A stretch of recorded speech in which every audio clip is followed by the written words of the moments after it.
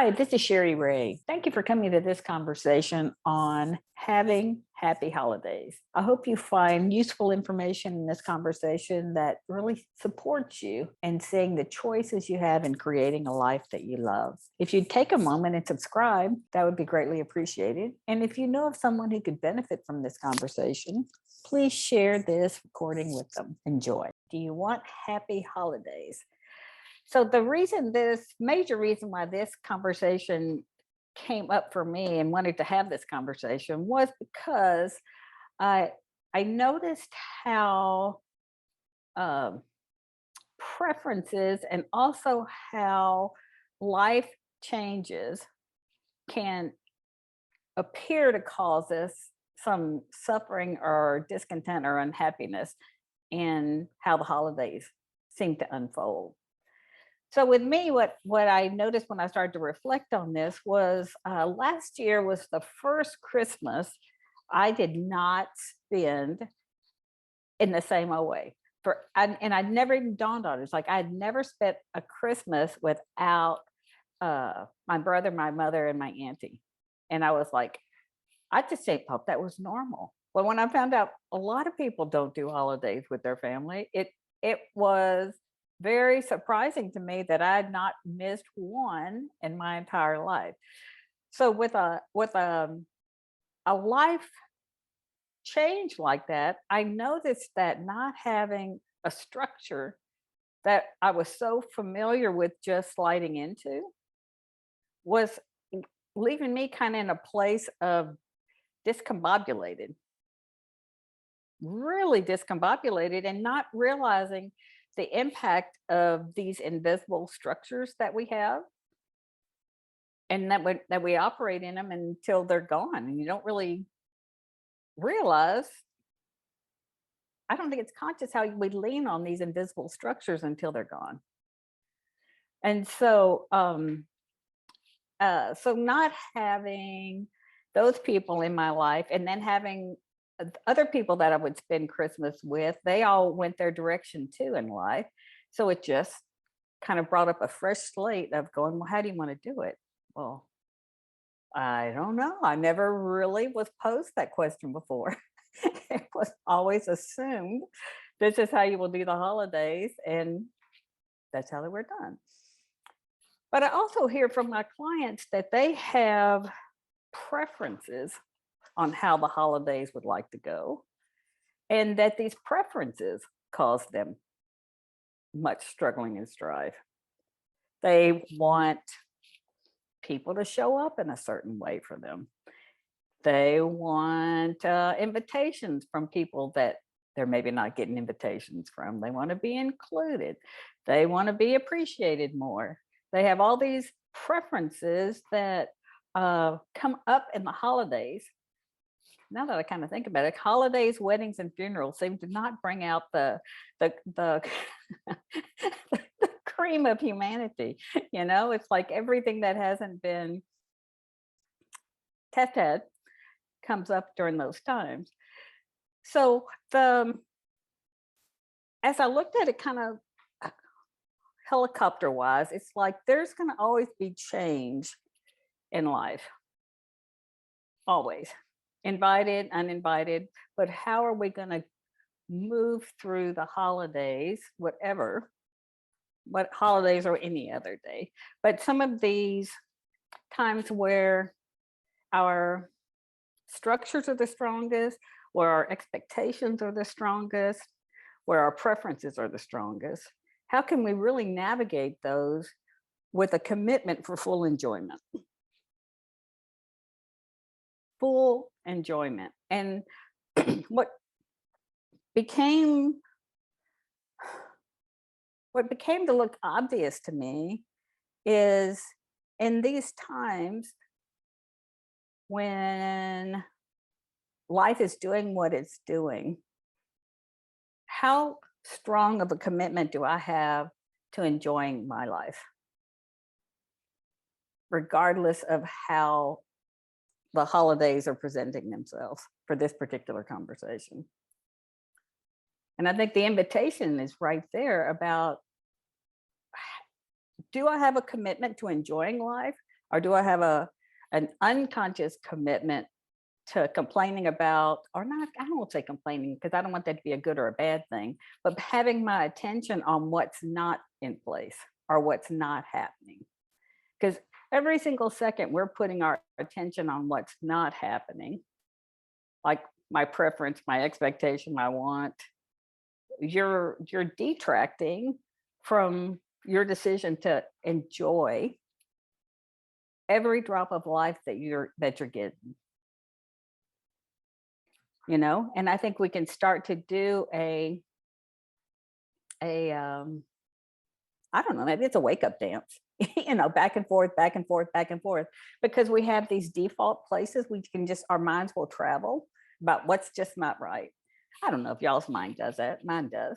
Mine loves to find the one thing that's just not the way I want it. And it's so clever about saying how it can obsess on that again and again and again. And it'll change topics, but more times than not, it defaults to what is not my preference that's happening. So we have this gift. We have this gift of choice. We have this gift of free will, and we also have even a greater gift of a commitment to creating a life we want to live in. And in that conscious creating of a life we want to live in, I think we have to wake up that nobody is keeping us from creating that life. Nobody's blocking us from creating that life. It looks like people are in the way of it. If they weren't here, I'd do this. Or if they were different, I could feel more happiness. But all the while that's going on, that's taking your attention and conscious awareness away from the commitment of really enjoying your life in every single moment. What's available to you in this moment? So when we come back to the holidays and we seem to get kind of prickly or touchy feely or very Hallmark-esque about the visions we have in our head for holidays, the commitment to, it's really a great time to come back to a commitment to yourself, a commitment to that you're the one that has the opportunity to enjoy this moment just as it is. Just as it is. I think that eludes us, that there's an opportunity to enjoy life just as it is.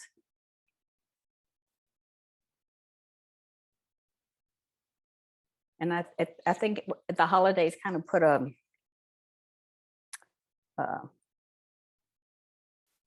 high intensity lens on that, almost a microscope on it, because it comes loaded. It's a time of year that's very loaded. And I say it's very loaded with thought. It's very loaded with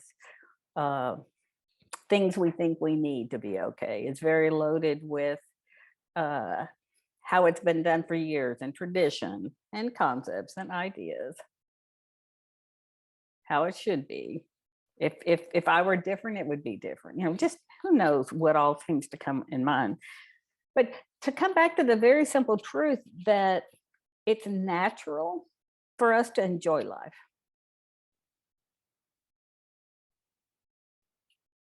That's natural. We don't have to get a recipe for it. It's natural to enjoy life. It's natural to be creative. It's natural to like savor every moment. If you think about kids, kids aren't consciously sitting around savoring every moment, but they're in every moment of their life. They're in it. They're not contemplating the next moment. They're in it.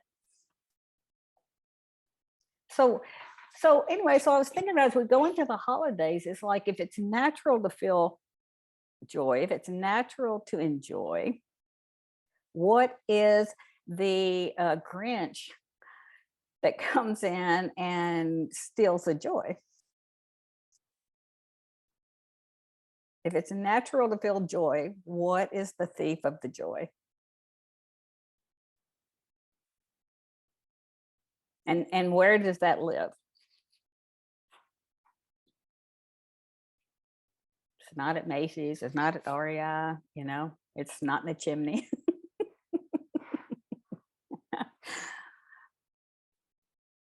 but just to reflect on that and kind of wake up to where the Grinch is.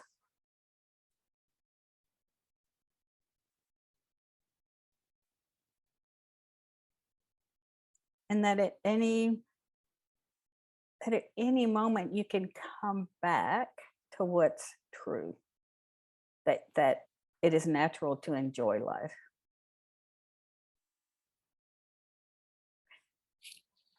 If you kind of think about it, if you kind of scrape away the layer of preference, scrape away the layer of expectation, scrape away the layer of they should be different than they are, scrape away the layer you should be different than you are. And then you get very close to your natural state of being. And in your natural state of being, it's pretty simple. So just in what you hear, any comments or anything that lands for you, or anything that you'd like to share about what we're exploring?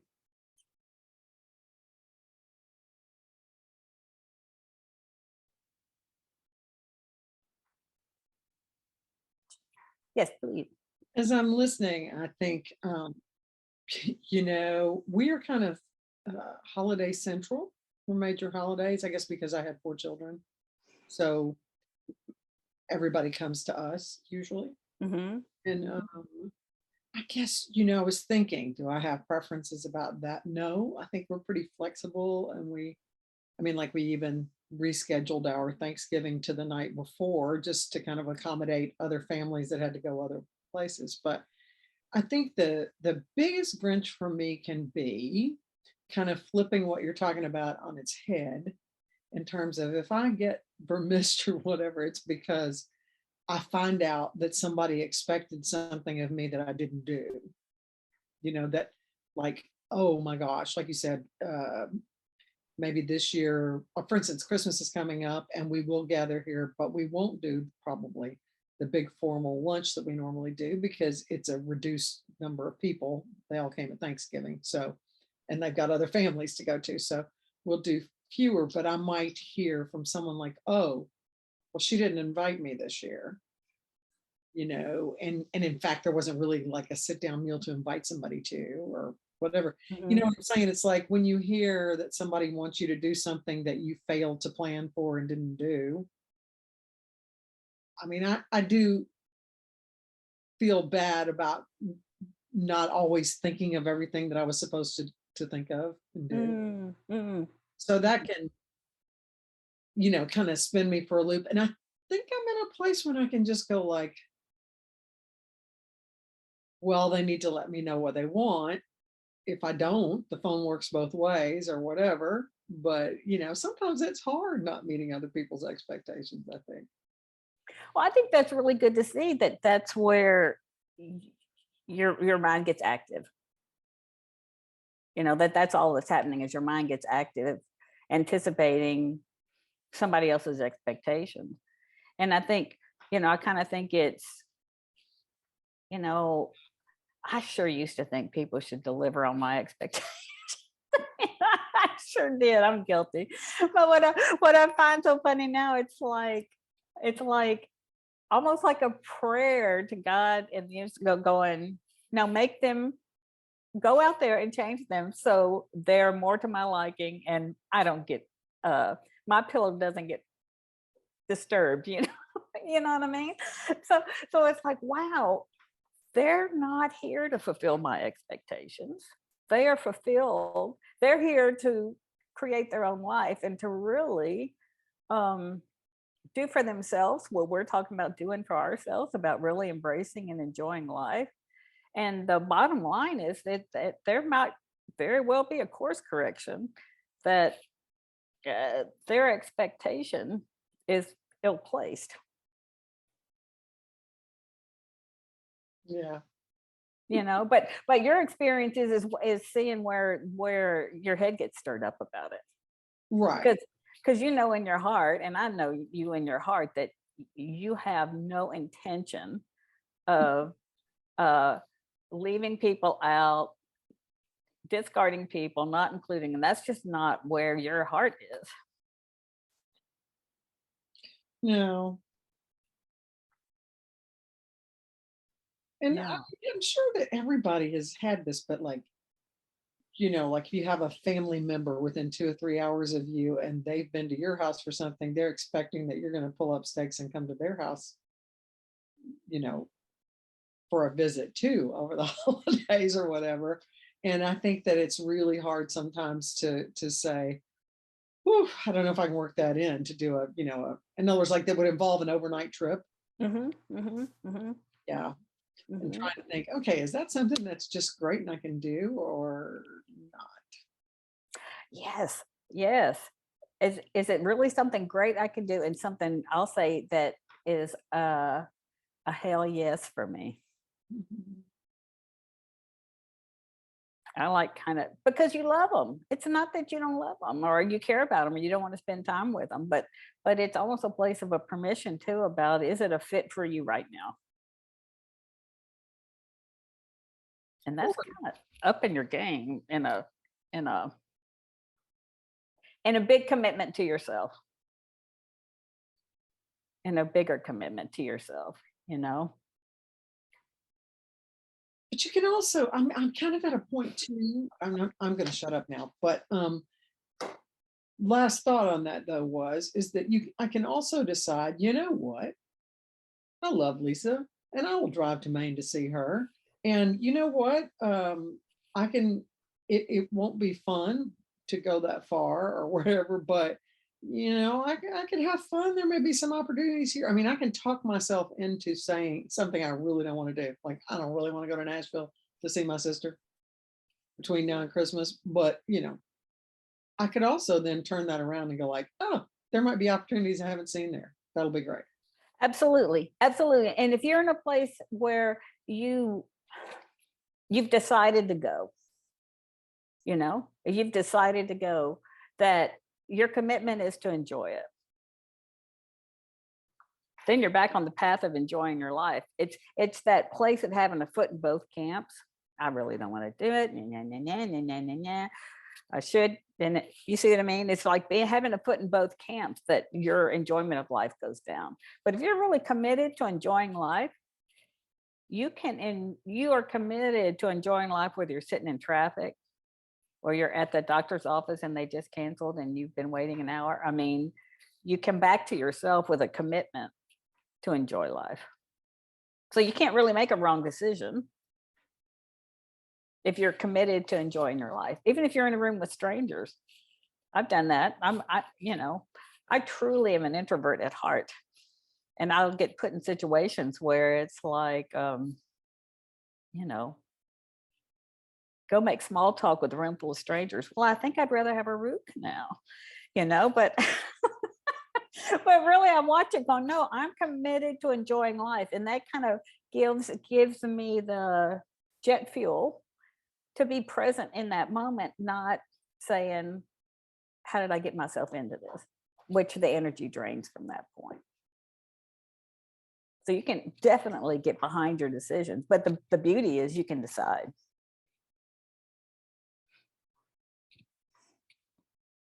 Yeah, I like what I hate the decision point, the foot in both camps point, but you're right. Once you decide, if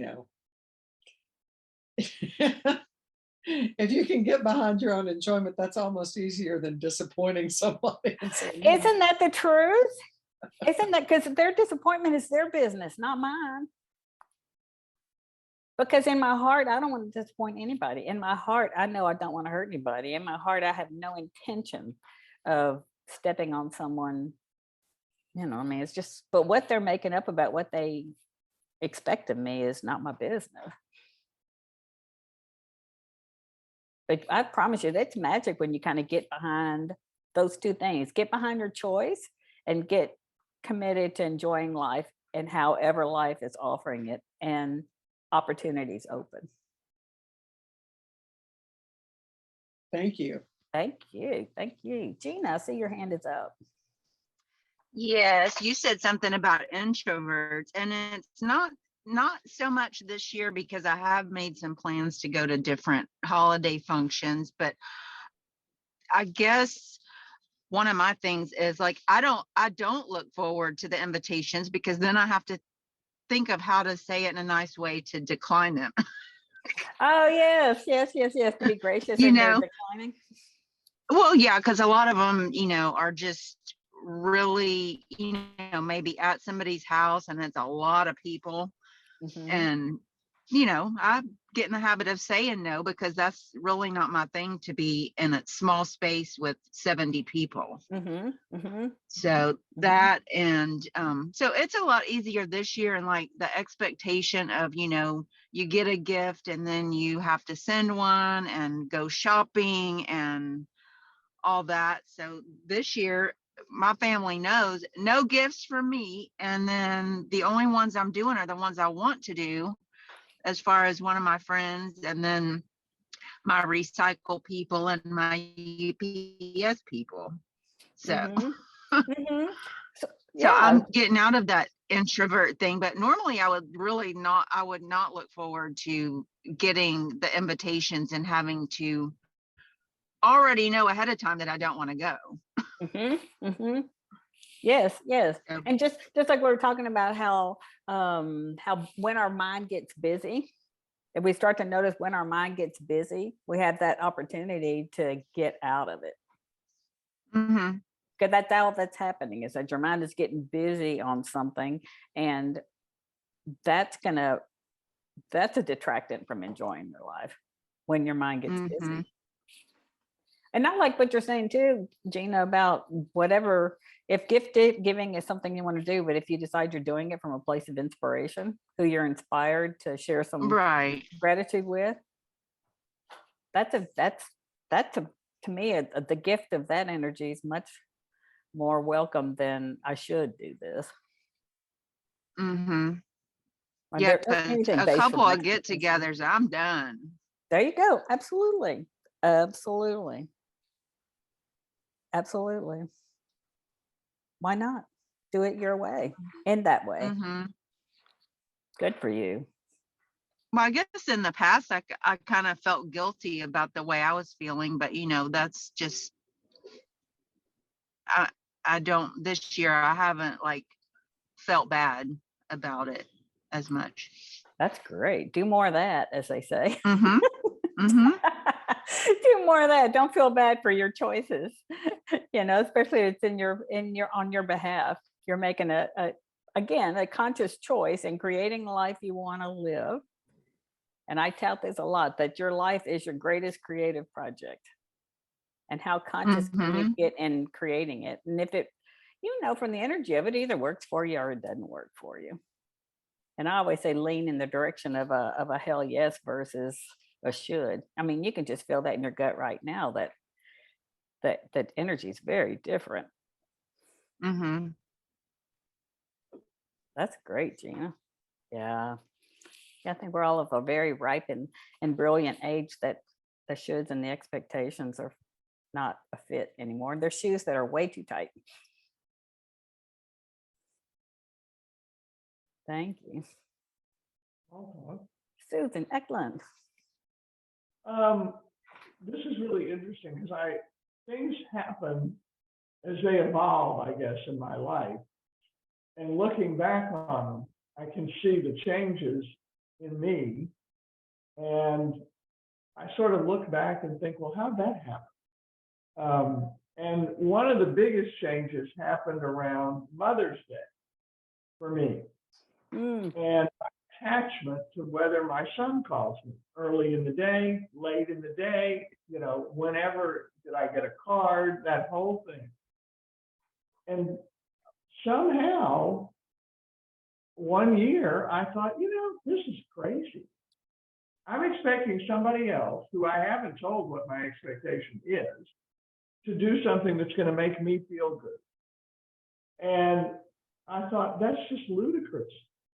Why don't you do Mother's Day for yourself? And so I did. I got flowers for myself And I don't remember the other things I did, but I thought, you know what? If I don't even get a call, I'll be okay. And that was huge because I've been able to apply it, we apply it, and we have a small family. You know, there's the three of us in our immediate family, and we all take care of ourselves. And then if we have interactions with each other, they become something that's more humorous rather than anything else. Like my husband he doesn't like to tell who he is on Facebook, so he put his wrong birthday. Like he put it the day before, the day after, I can't remember which one. And our son continually every year says, well, Dad, I'm going to call you tomorrow because that's when it says your birthday. You know, so it's all become really funny. And in my family, everybody was not real happy. My family at large, and not that this ever occurred to me, but so holidays seemed bizarre to me. It's like all of a sudden you're going to be, I don't even know. It was just this shift that made no sense, especially as a child watching it. It was like, because they couldn't quite pull it off. And so all of a sudden for one day, we're supposed to like give each other presents and be nice to each other and whatever. And then the next day we go right back to where we were. That is And so interesting. Oh, it was. And I never thought about it and how it colored the habits that I adopted. Because that's what they are. When you said something earlier about how we do holidays, to me, they're just habits. Yes. That was the habit our family had. That was the habit, you know. So, and I have been in the last probably 30 years. Once I realized that that's all my personality is, and that's all my behavior is, just habits, I can change them if I don't like it. So everything looks like that to me now. Well, I don't want to do that. Well, then don't do it. What's the difference? Nobody really cares after the first 2 minutes of knowing you're not going to do it. You know, moving to the Pacific Northwest from Texas, I don't go back for every big event. And at first I used to think, oh God, this is really terrible. I should do that. And I should because I care about this person and I don't do it. You know what? After the first 2 seconds when they find out I'm not coming, I don't think it matters. They're down the road with the next thing that's alive in their life, huh?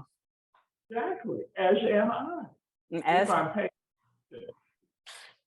I'm paying attention. So I've really been able to look at, okay, so what are your thoughts around this? Why do you continue to think about this in this way and make yourself miserable based on something you don't even know, instead of just let it go? You handled it. You did what you thought you needed to do in a kind, generous way. And I do love these people, but doesn't mean I'm going to make a trip across the country to go do whatever. Mhm. I'm going to say, I'm going to do what makes me happy first. If it includes them, great. And so, but I've had to really continue to take a look at that. Are you sure it's like great?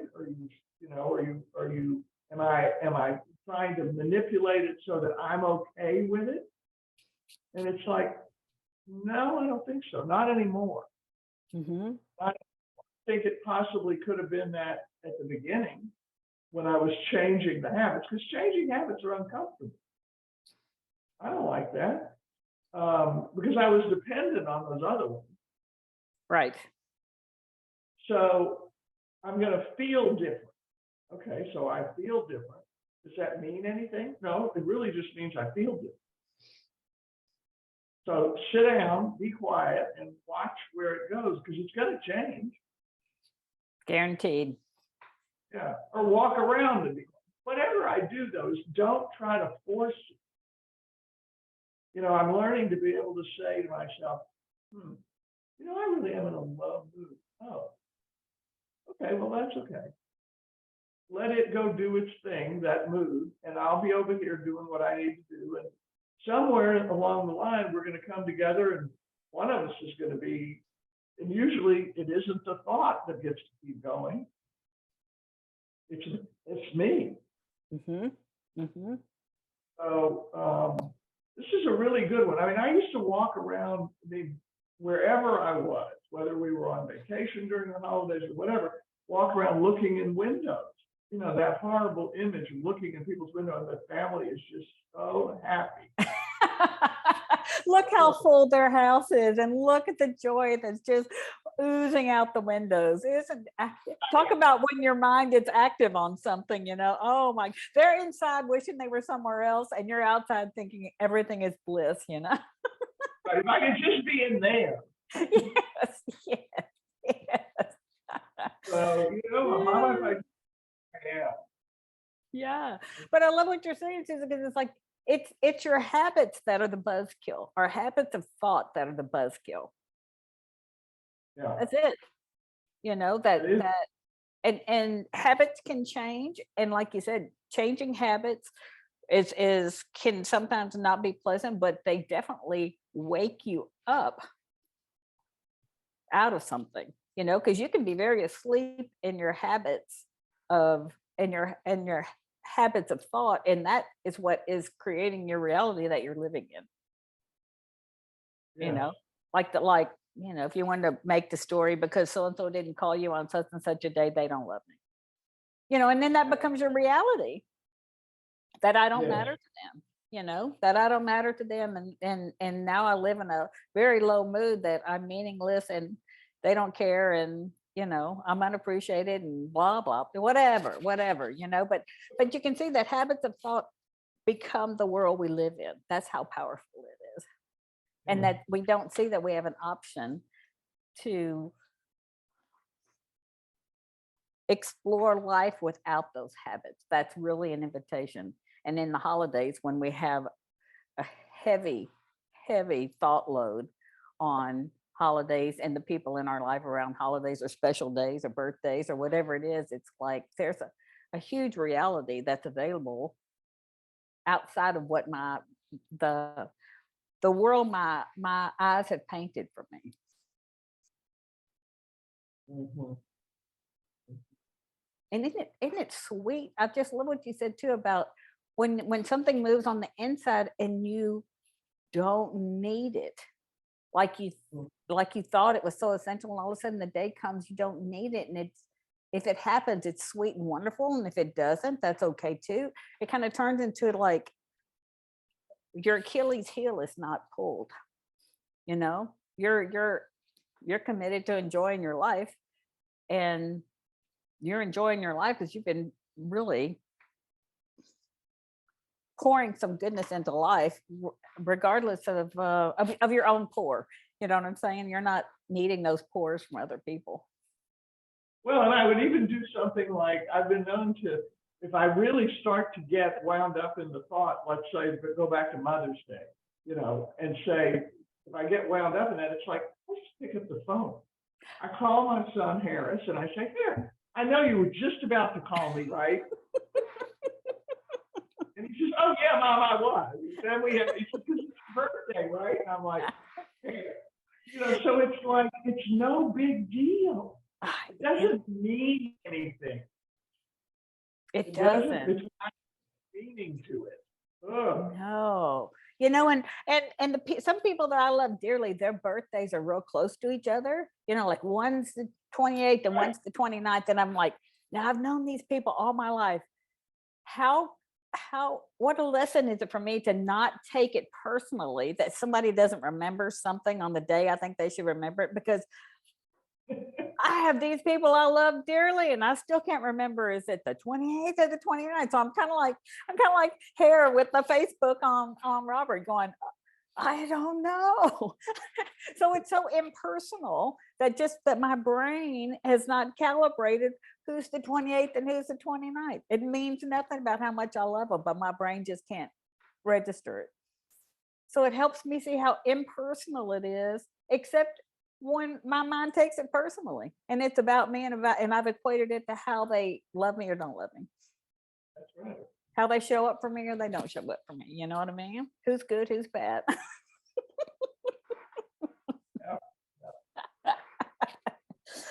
Thank you. Thank you so much, Susan.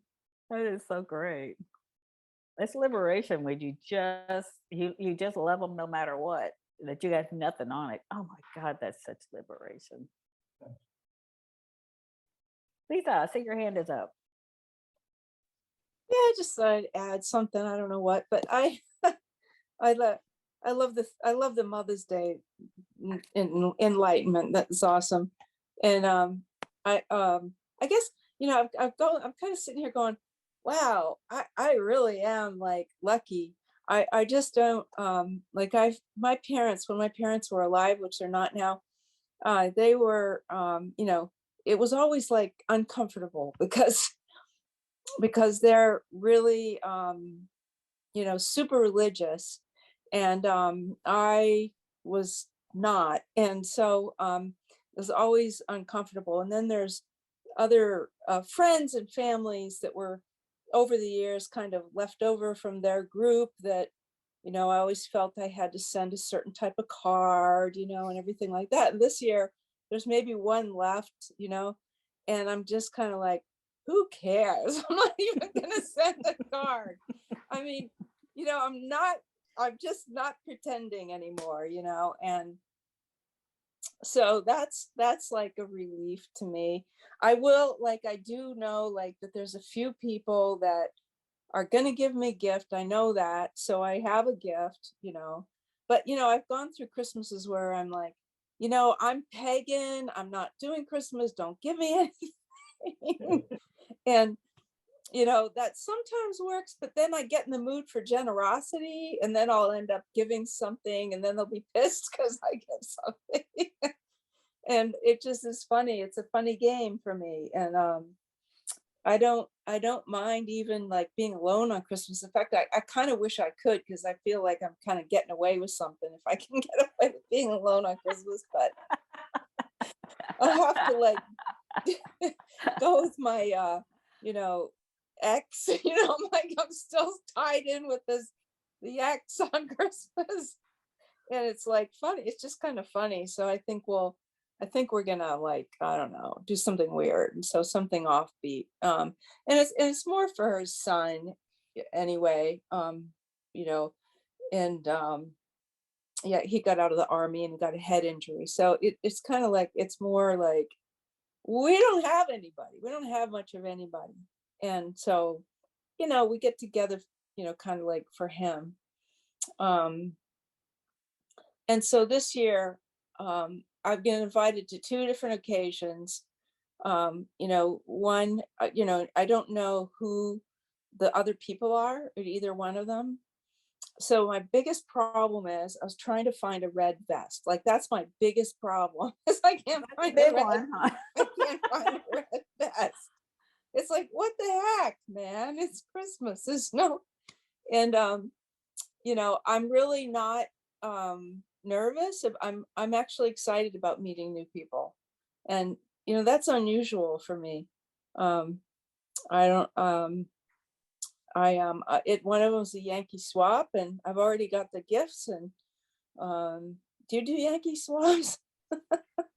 I think I know what that is, but what I liked in what you said, Lisa, is like when our thoughts or our habits of thought change, we oftentimes have a different response to things. Like if we had a habit of thought that I don't like to meet new people, or all these kinds of things, as our mind quiets, we find things that once were true may not be true for who I am today. So it's to me, I find it fascinating that as the mind quiets, you meet a different world, you meet parts of yourself you didn't know existed, you get a fresh experience of life, and we feel like it feels like, oh, I've changed. And I just think our state of mind has changed, kind of like our moods change, but it looks longer, like the longevity of not liking meeting new people is different than the sways of our highs and lows in our moods. But what if it's just like that? Mm-hmm. Mm-hmm. And as we quiet down, we just discover more about life and not more validation for my thinking. You see what I mean? Yeah. 'cause- And just enjoy it. and just enjoy instead of, like, I know I shouldn't have gone to that party. I don't like meeting new people. You see what I mean? Then you're going back and just supporting the habit of thought versus Mm. I can enjoy myself wherever I've been placed. Mm-hmm. Mm-hmm. I can Mhm. enjoy myself if that structure has fallen away, and structures fall away, whether it's death or divorce or moving or illness, or, how many ways that structures go by the wayside in life. And it's structures we've gotten comfortable in or prefer. But the nature of life is those structures come and go. And I think it's so important to know that you can enjoy life. There's a confidence and in a decision and a choice to enjoy life where you find yourself.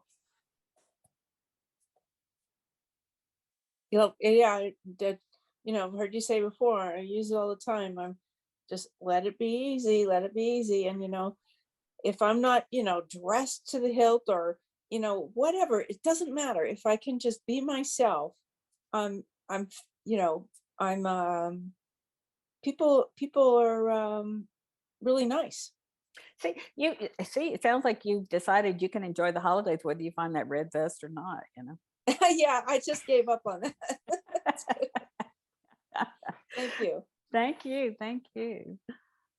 Thank you. So I think it's a like a present you can give yourself to really decide you're going to enjoy what's in front of you. That's an option. I think that's an option that I certainly didn't know was available until I saw it. And that enjoying is absolutely natural. It doesn't have to be contrived. It's like with the less contaminants, the water is clear. And the contaminants will be like just what would suggest something other than things are good just the way they are.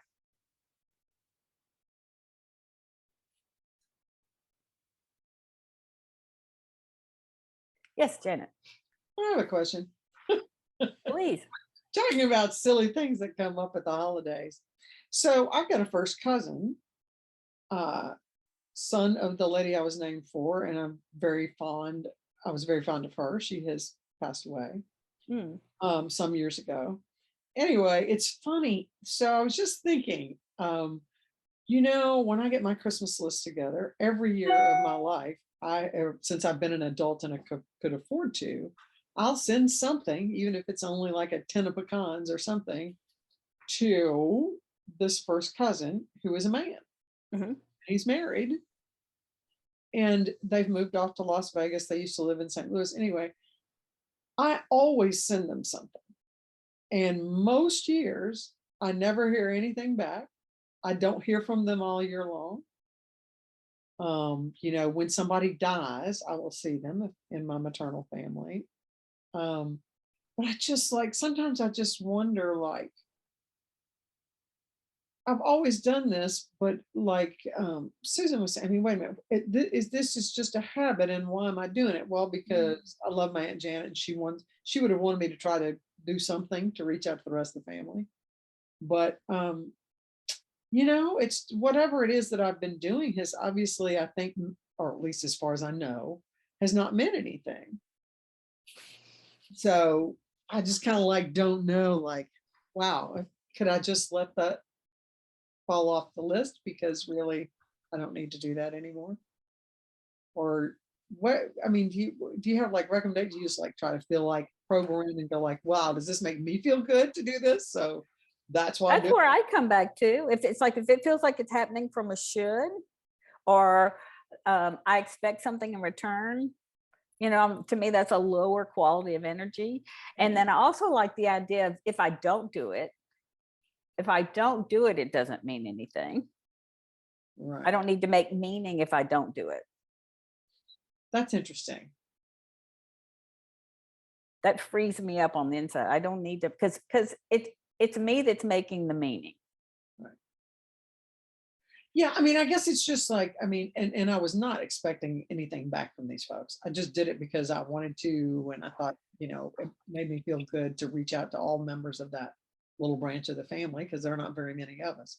But it's like, but I realized that I really don't think that they care.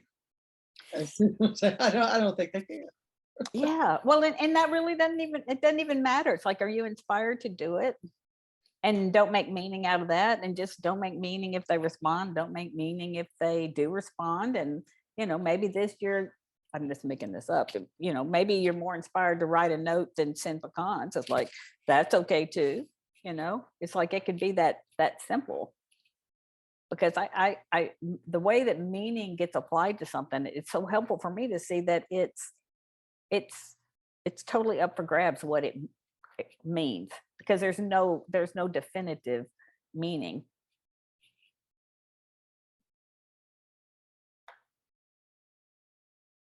And I kind of think too, it's like, would I be doing that so I would feel like I'm a good person? I'm not saying this about you, I'm only saying that about me. No, I'm saying it about me, and it's like, no, that wouldn't constitute me being a good person. I luckily I got to let that go a while back, but I had to check in going, am I doing that so I can give myself a report card that I'm a good person? It's like, no, I don't need that. But maybe I unconsciously thought I did at one time, but that was a long time ago. But all these choices are, to me, you get a chance to wake up to them. Life is a great workshop. You get to wake up to stuff that you were asleep to, and so is everybody else. So it's no harm, no foul. You didn't do anything wrong. You're just waking up to something that you were asleep to. I love that. Yeah, we all have blind spots. Nobody gets out without blind spots. That might be incredibly obvious to somebody else, and I can't see them until I see them. Well, so does everybody else. So what?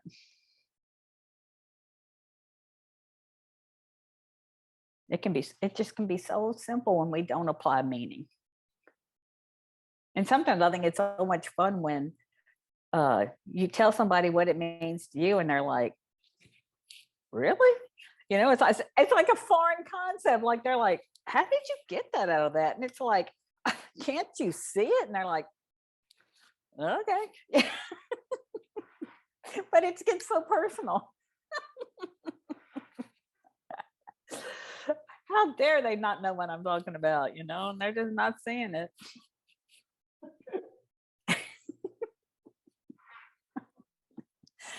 The obvious nature of my thinking is not obvious to everybody else. Give me a minute and I'll convince you. Yes. Let me build a case. I can find Perry Mason inside me and build a case in a heartbeat. That's how I used to live. Yes.